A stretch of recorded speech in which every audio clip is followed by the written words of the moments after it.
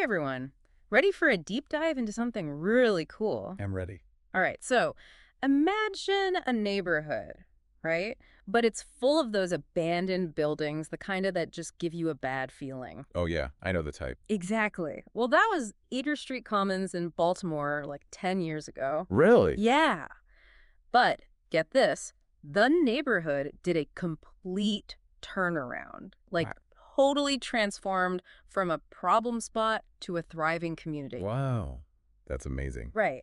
And we're diving into this report that breaks down exactly how they did it. Yeah. And here's the best part. It's full of ideas you could use anywhere. So it's not just a Baltimore thing. Nope. These are ideas that could work in any neighborhood facing similar challenges. That's awesome. I know, right?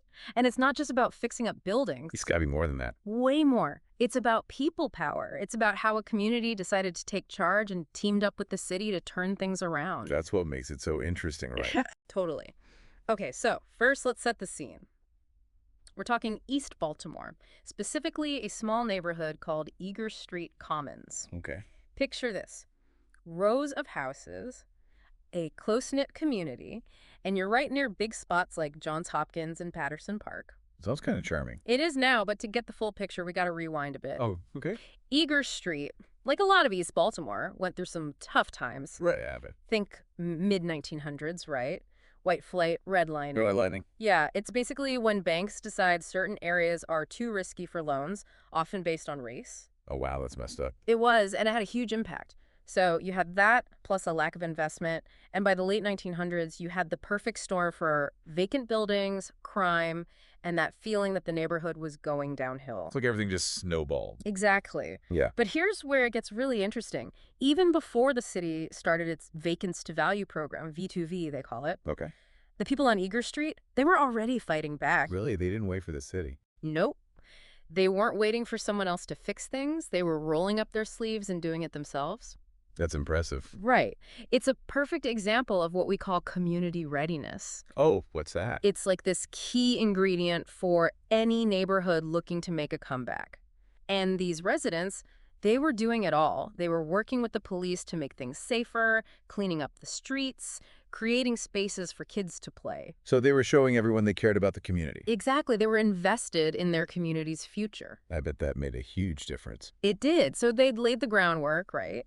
But then V2V kicks off in 2010. Okay, so what is V2V exactly? It was a citywide initiative, and their whole approach was to make it attractive for developers to come in and fix up those vacant homes. So it was like jump-starting the market. Yeah, you could say that. Did they just pick any neighborhood for this? Nope. They were strategic about it. They focused on places where there was actually a demand for housing.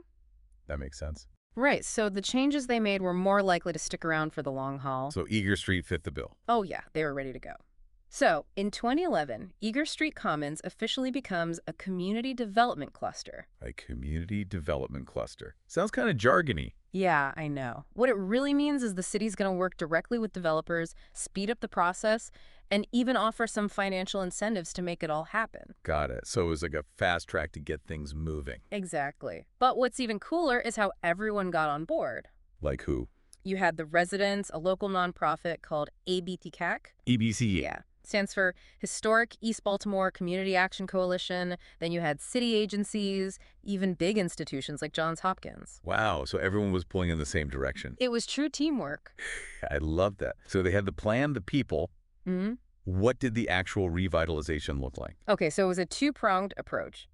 Demolish the buildings that were too far gone and build new homes. Makes sense. But there's a twist. A twist. Instead of just swinging in with wrecking balls, they partnered with this group called Details Deconstruction. Oh, it's that. They're a social enterprise that carefully takes apart the buildings instead of just tearing them down Why? to salvage materials to be reused. Oh, wow. So less waste. He got it. Less waste. And it created jobs, too. That's amazing. So they were helping the environment and the community. Exactly. It shows you can do revitalization in a way that's good for the planet and the people. I love that. You know, this makes me think of those home renovation shows where they, like, find those amazing old beams and stuff. Yeah, underneath layers of whatever. Right. I bet they found some treasures hidden in those Eager Street houses. Oh, absolutely. Details. Yeah. Deconstruction found all sorts of things. Vintage bricks, hardwood floors, even old doors and windows. No way. They restored and reused a lot of it. It's a great example of how you can revitalize but still honor the past. Yeah, I love that. It's not just about slapping on some new paint, it's about keeping the character. But, we got to get back to the people. Right, of course. It can't just be about pretty houses, right? What was the impact on the people living in Eager Street Commons? Well, that's where things get really powerful. See, fixing up the vacant homes wasn't just about looks. It had a huge impact on people's lives. I can imagine. Just seeing those boarded up houses, it can't be good for your peace of mind. It's not. Think about it. The relief of not having to worry about something shady happening next door. People started feeling safer, less stressed, and more connected to their community. So, did they actually ask residents how they felt? It wasn't just assumptions? Oh, yeah, they did. The report says they interviewed residents and they talked about feeling a real difference. What kind of things did they say? They talked about feeling safer walking around, letting their kids play outside, even just sitting on their porch, chatting with neighbors without fear. That's amazing. It's incredible how much our surroundings can affect us, Yeah. like our mental and social well-being. Yeah, I get that. Just walking around my own neighborhood, I feel better when things are clean and well maintained. There's a sense of pride. Absolutely. Oh, and speaking of feeling good, didn't they add a park to Eager Street Commons? They did. Huh. And it wasn't just any park. They got creative and tore down some vacant homes along the railroad tracks to make space. Wow. Talk about thinking outside the box. Right. And it worked. It became this central gathering place for everyone. People having cookouts, kids playing, everyone connecting. I bet that really strengthened the community. It did. It's like, those old sitcoms where everyone hangs out at the local diner or Yeah. something. You need that kind of shared space. Yeah, it brings people together. But okay, I gotta ask. With all this change, were there any hiccups along the way? Oh, there were definitely challenges. You bring in new people with different lifestyles, and sometimes it clashes with the folks who've been there for a while. Ah, so you're talking about gentrification, like when the neighborhood gets fancier and the longtime residents can't afford to stay? That's part of it, but it's also about cultural shifts. Hmm. The report specifically mentions some drama about the new park. Really? What happened? Well, some of the newer residents weren't following the unwritten rules, like cleaning up after their dogs. Oh, the classic dog poop problem. Right. And it caused some tension. It just goes to show you that change can be tricky. How do you revitalize a place without losing its soul? That's the million-dollar question, right? It's a balancing act. You want new energy, new investments, but you can't forget the people who were there all along. Their voices matter. Absolutely. They need to be a part of the process, not just pushed aside. So what did they do in Eager Street to make sure that happened? Well, they got smart. They formed a resident council, and that council actually had a say in reviewing any new development proposals. Wow, so they gave residents a real voice. Yeah, it wasn't just developers calling all the shots. The residents had a chance to weigh in and make sure new projects fit with the community. That's fantastic. It shows they were really committed to doing things right. Okay, so we've talked about the physical changes, the social impact. Was there anything in the report about the financial side of things? I mean, revitalization can't be cheap, right? You're right, these projects take money. But remember how we talked about V2V using a market-based approach? Part of that was something called site control. Site control. Okay, I'm going to need you to break that down for me. Sure. Basically, it means making it easier for developers to acquire those vacant properties. Okay. See, sometimes these abandoned houses get tangled up in legal stuff, ownership disputes, and it can take forever to sort it out. V2V helped cut through all that red tape. So they were clearing the path for developers to come in and do their thing. Exactly. And sometimes they even use this legal tool called receivership. Receivership. That sounds intense. It is. Basically, it allowed the city to step in and take control of abandoned properties that were just stuck and then transfer them to developers who were ready to get to work. So they were really serious about removing roadblocks. They were. And by making it easier for developers to get those properties, they could attract more investment to the neighborhood and speed up the whole process. So it wasn't just about throwing money at the problem. It was about being strategic, creating the right conditions. Exactly. And it's important to remember that even though the city played a role, the residents of Eager Street were the real driving force behind all of this. Their passion, their vision, their hard work, that's what made it happen. It's truly inspiring. This is making me think about things we could do in my own neighborhood.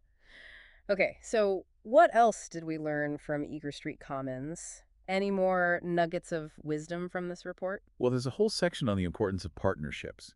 No one can do this alone, right? It takes a village, or in this case, a city. Partnerships, right. Like a team effort. Totally. And in Eager Street, they had it all. Residents working with HEBCAC, that local nonprofit, city agencies, even Johns Hopkins.